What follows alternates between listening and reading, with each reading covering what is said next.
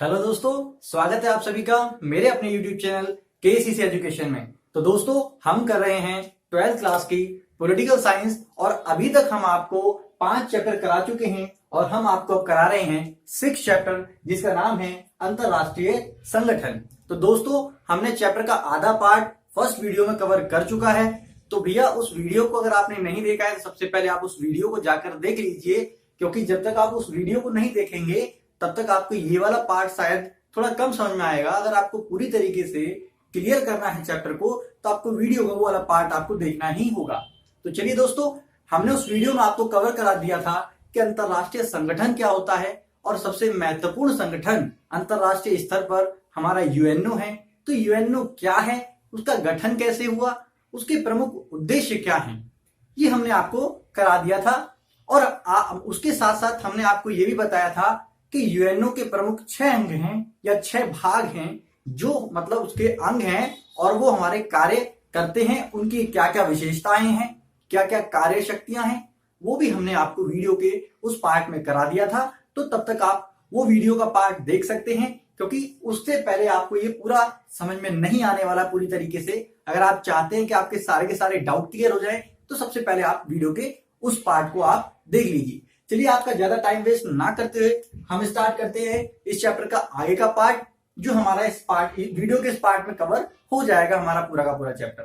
तो चलिए दोस्तों, आपको समझाते हैं। सबसे पहले, शीत युद्ध के बाद यूएनओ में सुधार की मांगे होने लगी। जी हाँ दोस्तों, आप सभी को मालूम है कि 1991 के बाद द्विध्रुवीयता हमारी समाप्त हो गई, यानी कि सोवियत संघ का विघटन हो गया और विश्व में केवल हमारा एक ही महाशक्ति बची और वो थी हमारी अमेरिका। तो दोस्तों, अमेरिका जैसी महाशक्ति के बचने के बाद पूरे विश्व में एक ध्रुवीयता आ गई। जी हाँ दोस्तों, एक ध्रुवीयता आ गई और उसके बाद यूएनओ जैसी महाशक्ति का होना कितना जरूरी था या कितना जरूरी नहीं था। कुछ विद्वान मानते हैं कि इसको समाप्त हो जाना चाहिए था, कुछ विद्वानों का मत है कि इसको अभी भी रहना चाहिए क्योंकि इसकी आवश्यकता है। लेकिन कुछ विद्वान ये कहते हैं या कुछ देश ये कहते हैं कि यूएनओ में अब सुधार की आवश्यकता है। तो चलिए आपको समझाते हैं कि यूएनओ में वो कौन कौन से सुधार हैं जो 1991 के बाद या शीत युद्ध की समाप्ति के बाद उठने लगे। तो सबसे पहला जो सवाल था वो हमारा ये सवाल था कि इस यूएनओ की जो बनावट है, इस संगठन की जो बनावट है, उसमें भी मुख्य रूप से जो सुरक्षा परिषद है उसमें कुछ सुधार की आवश्यकता है। इसको थोड़ी सी उदारवादी सोच को अपनाने की आवश्यकता है। इसीलिए विश्व के लगभग सभी देश यानी कि 194 प्रेजेंट टाइम में इसके सदस्य देश हैं। तो लोगों ने ये कहना प्रारंभ किया कि इसकी बनावट में थोड़ी सी उदारता लाने की आवश्यकता है। इसके साथ साथ जो हमारा इसका मुख्य अंग है सुरक्षा परिषद, उसमें हमारे स्थायी सदस्य और अस्थायी सदस्य को मिलाकर कुल 15 सदस्य हैं। 5 स्थायी सदस्य हैं और 10 हमारे अस्थायी सदस्य हैं। तो लोगों का मत था कि जो हमारा अस्थायी और स्थायी सदस्य हैं उनकी संख्याओं में क्या होनी चाहिए, वृद्धि होनी चाहिए, ताकि जो हमारा यूएनओ जैसा महत्वपूर्ण संगठन है वो उसकी प्रासंगिकता और बढ़ सके, उसका महत्व और बढ़ सके। इसीलिए जरूरत है कि इसकी जो हमारी संरचनात्मक बनावट है और इसका जो हमारा संगठन है इसमें हमारा थोड़ा सा परिवर्तन होना चाहिए। तो लोगों ने सुरक्षा परिषद के अंदर स्थायी और अस्थायी सदस्यों की संख्या में वृद्धि करने की मांग की। दूसरा दोस्तों, न्याय अधिकार में मुद्दों की समीक्षा। जी हाँ दोस्तों, इन्होंने कहा कि इस अंग के अंदर एक ऐसा संगठन बनाना चाहिए, यानी कि एक हमारा ऐसी काउंसिल होनी चाहिए जिसमें हमारा क्या हो सके कि न्यायिक मुद्दों से संबंधित बैठक हो सके और उनका समाधान भी किया जा सके। और इस न्याय अधिकार के अंदर क्या क्या शामिल किया गया, विश्व की शांति जैसे मुद्दों को इस अंग में हमारा शामिल किया गया। इसके साथ साथ विश्व की सुरक्षा और साथ साथ मानव अधिकार की सुरक्षा और उनका संरक्षण और उनका विकास इसमें शामिल किया गया, ताकि मतलब इसकी मांग की गई, शामिल नहीं किया गया, इसको शामिल करने की मांग की गई। तो हमारा ये इसके अंदर परिवर्तन या सुधार की मांगे हो रही थी शीत युद्ध के बाद।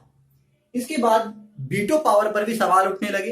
वीटो पावर पर यह कहा गया कि वीटो पावर की समाप्ति कर देनी चाहिए, क्योंकि वीटो पावर जब तक रहेगी स्थायी सदस्यों के पास, तब तक यूएनओ की प्रासंगिकता पूर्ण रूप से सफल नहीं हो पाएगी और वो पूरी तरीके से पूरे विश्व में जिस चीज के लिए उसको बनाया गया है वो उसके कंट्रोल में नहीं रहेगा। क्योंकि यूएस से अगर देखें तो अभी तक लगभग 82 टाइम वीटो पावर का प्रयोग कर चुका है, और वहीं रूस की बात करें हम तो वो 122 बार वीटो पावर का प्रयोग कर चुका है। इसका मतलब ये है कि जो स्थायी सदस्य हैं वो यानी कि यूएसए के भी दो और अमेरिका के भी, तो वो क्या करते हैं, इनके जब स्थायी सदस्य हैं दो दो देश, किसमें, सुरक्षा परिषद के अंदर, तो आपको मैंने पहले ही बताया था कि जब तक स्थायी सदस्य की परमिशन नहीं होगी किसी प्रकार का फैसला नहीं लिया जा सकता यूएनओ के अंदर, यानी कि सुरक्षा परिषद के अंदर। ठीक है, तो इसीलिए यूएनओ हमारा क्या बन गया है, ये जो स्थायी सदस्य हैं इनके हाथों की कठपुतली बन गया है, इनके हाथों की कठपुतली मात्र बनकर रह गया है। और इसका सबूत है कि यूएसए ने अभी तक कितनी बार, 82 टाइम यानी कि 82 बार किसी भी मुद्दे को खारिज किया है वीटो पावर का प्रयोग करके, और ऐसा ही रूस ने 122 बार कर दिया है। तो इसका मतलब आपको ये समझ में आ गया होगा कि वीटो पावर को समाप्त करने की जो हमारी मांग थी वो हमारा क्या आज भी जायज है, और जब 19 शीत युद्ध के बाद वो हमारी डिमांड रखी गई थी तब भी वो हमारी जायज थी। तो इसको अगर अधिक प्रासंगिक बनाना है तो जाहिर सी बात है कि जो हमारा वीटो पावर है भाई उसकी समाप्ति करना बहुत जरूरी है। चलिए आगे अगर हम बात करें तो यूएनओ और भारत की भूमिका अगर हम देखें तो आपको मालूम है जितनी भी कंडीशंस यूएनओ हमारा या यूएनओ के जितने भी उद्देश्य हैं उनमें महत्वपूर्ण भूमिका भारत निभाता है। जिन उद्देश्यों की प्राप्ति के लिए यूएनओ के उद्देश्य हैं या यूएनओ काम करता है उन्हीं सब को समर्थन भारत भी करता है। तो इसीलिए यूएनओ के अंदर भारत की एक महत्वपूर्ण भूमिका रह जाती है। और हमने आपको बताया था कि 24 अक्टूबर 1945 को यूएनओ का गठन हुआ और 6 दिन बाद 30 अक्टूबर 1945 को हमारा भारत ने यूएनओ के अंदर हस्ताक्षर किए। तो हस्ताक्षर करने के बाद, साइन करने के बाद वो 30 अक्टूबर को यूएनओ का सदस्य बन गया। इसीलिए इसकी बहुत महत्वपूर्ण भूमिका मानी जाती है कि 30 अक्टूबर 1945 को यूएनओ की सदस्यता भारत ने प्राप्त कर ली। इसके बाद अगर हम बात करें तो भारत यूएनओ की सुरक्षा परिषद में सुधार की मांग करता है। जी हाँ, जो मांगे ये वाली थी, इन्हीं सुधारों को भारत भी रखता है और भारत भी कहता है कि हाँ भाई, सुरक्षा परिषद में थोड़ा सा सुधार होने की आवश्यकता है ताकि यूएनओ को एक पावरफुल और एक मजबूत संगठन और एक प्रासंगिक और महत्वपूर्ण संगठन के रूप में स्थापित किया जा सके। इसके साथ साथ अगर हम बात करें तो सुरक्षा परिषद की स्थायी और अस्थायी सदस्यता का दावा करता है भारत, लेकिन भारत को केवल अस्थायी सदस्य बनाया गया है यूएनओ का, उसको स्थायी सदस्यता अभी तक नहीं मिली है। जबकि यूएनओ सारी की सारी कंडीशन पर यह दावा करता है, भारत ये सारी की सारी कंडीशन पे दावा करता है कि यूएनओ के द्वारा जो मानदंड हैं वो सारे के सारे हमारे पास हैं। इसीलिए भारत को भी यूएनओ में सुरक्षा परिषद का स्थायी सदस्य बना देना चाहिए। इसके बाद अगर हम बात करें तो भारत की सुरक्षा परिषद में जितने मानदंड हैं वो मतलब कहता है कि हाँ भाई, सारे मानदंड हम फॉलो करते हैं, इसीलिए हमको यूएनओ का स्थायी सदस्य बना देना चाहिए। चलिए आगे बात करते हैं। तो ये तो हमारा हो गया भारत और यूएनओ के अंदर उसकी भूमिका और किस प्रकार से वो स्थायी सदस्यता का दावा हमारा पेश करता है। तो दोस्तों अगर हम आगे बात करें तो यूएनओ की सुरक्षा परिषद की शर्तें। जी हाँ, अभी जो भारत बार बार कह रहा है कि हमको सदस्य बन जाना चाहिए, स्थायी सदस्य यूएनओ की सुरक्षा परिषद, तो इसकी कंडीशन है क्या एक्चुअल में, तो उन कंडीशन को जरा समझने का ना प्रयास करते हैं दोस्तों कि जो यूएनओ के अंदर सुरक्षा परिषद है उसकी सदस्यता कैसे मिलती है, स्थायी या अस्थायी सदस्यता। तो देखिए दोस्तों, किसी भी देश को अगर यूएनओ में स्थायी या अस्थायी सदस्य बनना है तो वो विश्व में आर्थिक दृष्टि से मजबूत होना चाहिए। जी हाँ, आर्थिक दृष्टि से मजबूत होना चाहिए। उसकी सैनिक जो शक्ति है, यानी कि सैनिक शक्ति क्या होनी चाहिए, बहुत विशाल होनी चाहिए, बड़ी होनी चाहिए विश्व स्तर पर। इसके साथ साथ यूएनओ में अधिक और निरंतर अंशदान देना चाहिए। यहाँ जी हाँ, मैंने आपको बताया था यूएनओ के अंदर जो देश हैं उनको अंशदान भी देना होता है। और कौन कौन हमारा अंशदान दे रहा है या नहीं दे रहा, वो कौन निगरानी करता है? महासभा। तो दोस्तों इसके साथ साथ अगला पॉइंट कि जनसंख्या की दृष्टि से एक बड़ा देश होना चाहिए, जी हाँ, और लोकतांत्रिक देश भी होना चाहिए, तभी उसको स्थायी सदस्यता मिल सकती है हमारे यूएनओ के अंदर।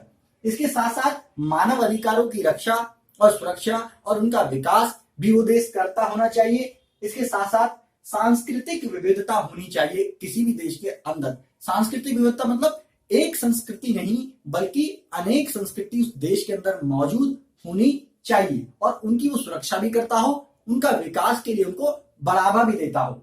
इसके साथ साथ लास्ट पॉइंट है हमारा कि परमाणु संपन्न देश होना चाहिए, जी हाँ, और ये सारी की सारी जितनी भी कंडीशंस हैं दोस्तों, वो सारी की सारी कंडीशन जो हमारा भारत है वो फॉलो करता है। भारत इन सारी की सारी कंडीशंस पे खरा उतरता है, लेकिन इन शर्तों के बावजूद हमारे भारत को यूएनओ की स्थायी सदस्यता अभी तक नहीं मिली है। उसका सबसे बड़ा रीजन ये बताते हैं कि सारे के सारे जो देश हैं वो राजी हो जाते हैं यूएनओ की स्थायी सदस्यता देने के लिए भारत को, लेकिन अपने बीच में एक टांग अड़ा लेता है और वो है हमारा पड़ोसी देश चीन। इसने कभी भी भारत को स्थायी सदस्यता के लिए हस्ताक्षर नहीं किए।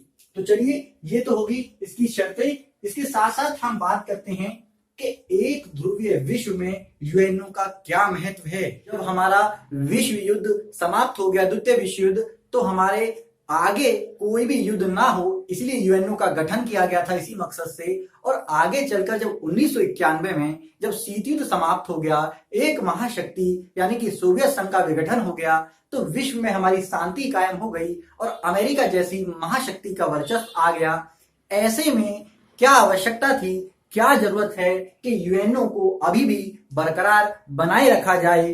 तो कुछ विद्वान तो कहते हैं कि यूएनओ को समाप्त कर देना चाहिए और कुछ विद्वानों का मत है कि आज भी वर्तमान समय में यूएनओ जैसे महासंगठन का होना बहुत जरूरी है। और ये होना क्यों जरूरी है, चलिए इसको समझते हैं। एक उदाहरण के माध्यम से इसको समझने का प्रयास कीजिएगा कि यूएनओ जैसे महासंगठन का आज भी वर्तमान समय में बहुत ज्यादा प्रासंगिकता है, उसका महत्व है और वो होना चाहिए, जरूरी है, आवश्यक है। क्यों है जरा समझते हैं। 1991 के बाद जब हमारा यूएसए का पूरे विश्व पर वर्चस्व कायम हो गया, यानी कि अमेरिकी वर्चस्व आ गया, एक ध्रुवीयता का युग प्रारंभ हो गया, तो इसके बाद अमेरिका ने क्या किया जरा समझने का प्रयास कीजिएगा। अपनी ताकत के बल पे 2003 में यूएसए ने इराक पर सैनिक आक्रमण कर दिया।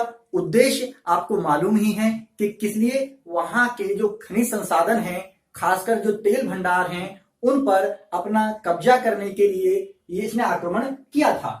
लेकिन यूएसए ने इसकी ना तो सूचना यूएनओ को दी थी और ना ही यूएनओ से इसकी परमिशन ली थी। इसीलिए क्या हुआ कि ये माना जाता है कि अमेरिका जैसी महाशक्ति छोटे छोटे देशों पर क्या कर सकती है, अपनी शक्ति के बल पर कब्जा कर सकती है, उनके हमारे आर्थिक संसाधनों पर, खनिज संसाधनों पर वो क्या कर सकती है, कब्जा कर सकती है। इसीलिए यूएनओ जैसी जो हमारी एक महागठन है, महासंगठन है, उसका होना बहुत ज्यादा जरूरी है। कुछ बिंदु हैं जिनके हम माध्यम से ये समझ सकते हैं कि वर्तमान समय में भी हमारा बहुत आवश्यक है कि हम यूएनओ को कायम रखें और यूएनओ जैसी महत्वपूर्ण संस्था का हमारा क्या है, बहुत औचित्य है, प्रासंगिकता है, महत्व है, आवश्यकता है। ये शब्द मैंने जो बोले हैं इसी प्रकार से क्वेश्चन आएगा, इसीलिए इन शब्दों को थोड़ा सा ध्यान रखिएगा। चलिए तो समझते हैं इसकी प्रासंगिकता क्या है। विश्व शांति के लिए आपको पता है कि यूएनओ जैसे महासंगठन की आवश्यकता है ताकि विश्व में शांति कायम किया जा सके, वार्तालाप के माध्यम से मुद्दों को सुलझाया जा सके, विश्व में एक देश दूसरे देश के साथ युद्ध ना करें। इसके साथ साथ अमेरिका जैसे महाशक्ति के वर्चस्व को रोकने के लिए यूएनओ जैसे महासंगठन को क्या करना पड़ेगा, मजबूत बनाना पड़ेगा और इसको होना ही चाहिए, इसको खत्म नहीं करना चाहिए। इसके साथ साथ पर्यावरण सुरक्षा के लिए आपको मालूम है, मैंने बताया था कल भी कि ओजोन का जो क्षरण हो रहा है या जो हमारे समुद्र के तल में उत्थान हो रहा है, वो जो तल है बढ़ रहा है। इसके साथ साथ अगर हम बात करें तो हमारा ग्लोबल वार्मिंग हो रहा है या हमारा जलवायु परिवर्तन हो रहा है, या हमारा वायु प्रदूषण है, जल प्रदूषण है, इसको कोई एक देश हमारा नियंत्रित नहीं कर सकता है, सभी देशों को मिलकर नियंत्रण करना होगा। इसीलिए इसकी देखरेख कौन करता है कि सभी देश को आदेश देने के लिए एक विश्व स्तर पर संस्था होनी चाहिए, जो कि हमारी यूएनओ है। यूएनओ ये काम बहुत अच्छी तरीके से कर सकती है, इसीलिए यूएनओ की प्रासंगिकता है, यूएनओ का बहुत आवश्यकता है, उसका महत्व है। चलिए आगे अगर हम बात करें तो आतंकवाद का हमारा अंत होना। जी हाँ, यूएनओ हमेशा चाहता है कि हमारा आतंकवाद को क्या कर देना चाहिए, समाप्त कर देना चाहिए। और 9/11 की घटना के बाद, जी हाँ आपको पता होगा 9/11, जी अमेरिका में वर्ल्ड ट्रेड सेंटर पे आपको पता ही है कि हमारा 9/11 की घटना हुई थी, वहां पर आतंकवादी हमला हुआ था। इसके साथ साथ अगर हम बात करें हमारे यहाँ पर भी, तो 26/11 हमारे यहाँ पर भी हुई थी। आपको पता है ताज होटल के ऊपर मुंबई में जो आक्रमण हुआ था आतंकवादी, बहुत ही दुखद समाचार था। इन मतलब ऐसी बड़ी बड़ी घटनाएं विश्व स्तर पर काफी सारी हुई हैं, जिसके कारण जिसके माध्यम से ये पता चलने की कोशिश ये पता चलता है हमको कि हाँ, आतंकवाद जैसी जो समस्या है किसी छोटे मोटे देश के लिए ही नहीं बल्कि बड़े बड़े महाशक्तियों के लिए भी खतरा है, सभी देशों के लिए खतरा है। इसलिए आतंकवाद जैसी समस्या से निपटने के लिए यूएनओ महत्वपूर्ण भूमिका अदा करता है। इसके साथ साथ जो कमजोर राष्ट्र हैं उनकी सुरक्षा के लिए मैंने बता ही दिया, इराक पर जब हमला हुआ तो उसकी सुरक्षा करने के लिए कोई नहीं था, लेकिन यूएनओ जैसे महासंगठन को उसमें दखल अंदाज करना चाहिए, हस्तक्षेप करना चाहिए, ताकि अमेरिका जैसे वर्चस्व को, अमेरिका जैसी महाशक्ति के वर्चस्व को रोका जा सके। इसके साथ साथ मानव अधिकार की सुरक्षा। जी हाँ, मानव अधिकार की सुरक्षा यानी कि प्रत्येक ऐसे देश के अंदर वो निगरानी रखने, हर देश के अंदर यूएनओ की निगरानी है कि वो अपने देश के नागरिकों के मानव अधिकारों का हनन तो नहीं कर रहा। अगर ऐसा कोई देश करता है तो यूएनओ उसके खिलाफ एक्शन लेता है। इसीलिए यूएनओ की बहुत ज्यादा प्रासंगिकता है। इसके साथ साथ अंतरराष्ट्रीय समस्याओं का हल, बहुत सारे हमारे भौगोलिक, सामाजिक, आर्थिक, राजनीतिक, पर्यावरणीय ऐसी समस्याएं हैं जिनका समाधान किसके माध्यम से, यूएनओ के माध्यम से किया जा सकता है। सामाजिक, आर्थिक और सांस्कृतिक विकास में भी यूएनओ बहुत महत्वपूर्ण भूमिका निभाता है, क्योंकि यूएनओ की यही हमारा क्या है, प्रमुख उद्देश्य है, इनको बढ़ावा देना। तो इस प्रकार से हम ये कह सकते हैं कि यूएनओ जैसी महाशक्ति का वर्तमान समय में भी होना बहुत जरूरी है। तो दोस्तों ये था आपका 6 चैप्टर अंतरराष्ट्रीय संगठन। तो दोस्तों मैं उम्मीद कर रहा हूं आपको ये पूरा का पूरा चैप्टर समझ में आ गया होगा। आपको कोई डाउट है तो आप प्लीज कमेंट बॉक्स में आप लिखकर भेजें, ताकि हम उससे रिलेटेड भी वीडियो बना सकें। तो दोस्तों अब अगर यार आपको वीडियो पसंद आ रही है तो जल्दी से लाइक करो वीडियो को और अपने दोस्तों को शेयर करना ना भूलें। और आप चैनल पे नए हैं तो जल्दी से चैनल को यार सब्सक्राइब करें और बेल आइकन को जरूर दबा दें। तो दोस्तों इस वीडियो के अंदर इतना ही। ये आपका 6 चैप्टर समाप्त हो चुका है। मिलते हैं नेक्स्ट वीडियो में नेक्स्ट पार्ट के साथ। जी हाँ दोस्तों, तो दोस्तों एक चीज और, अगर आपको लगता है कि इस वीडियो इस चैप्टर के अंदर आपको कुछ और पार्ट बनवाना है या कुछ और रह गए हैं, जो भी आपकी जरूरत का है, तो आप मुझे बता दीजिएगा कमेंट बॉक्स के अंदर, तो हम उससे संबंधित आपको वीडियो जरूर बनाएंगे। ठीक है दोस्तों, लेकिन यार आप प्लीज चैनल को जब तक सब्सक्राइब नहीं करेंगे या शेयर नहीं करेंगे तो बताइए हम कैसे आपको अच्छा से अच्छा मटेरियल ला के देंगे।